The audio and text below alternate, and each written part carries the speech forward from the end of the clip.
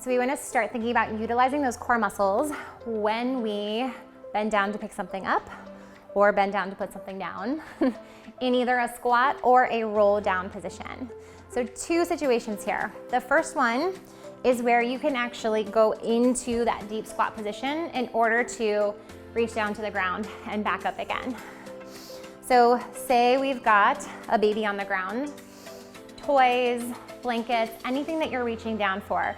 A lot of us tend to bend over here through the spine and pick it up without any mention of our core or our breath, without even thinking about it. So I don't want you to do that anymore. I want you to actively think pelvic floor, wrapping, zipping up the front of the body, using your glutes to get you down and then to drive you back up again.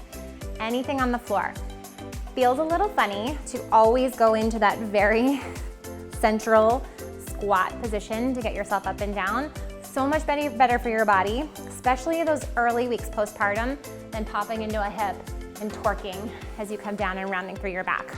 So think of this up and down as a proper exercise, a squat to lift, wrap those core muscles, putting something down, wrap the core muscles first to lower it.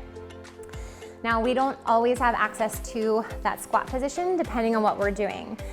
Specifically, if you're putting a baby down in a crib or a bassinet or something where you can't go into this position, you have to roll through your spine. You still have to go into that integration here up the front of the body. So if I've got a crib at about this level that I'm gonna put the baby down into, I'm gonna take an inhale, prep, exhale, lift my pelvic floor, wrap or zip up the front of the body, roll down through the spine, but keep hugging or scooping those muscles as you go. Same thing, you can get back up. So I'm gonna reach down.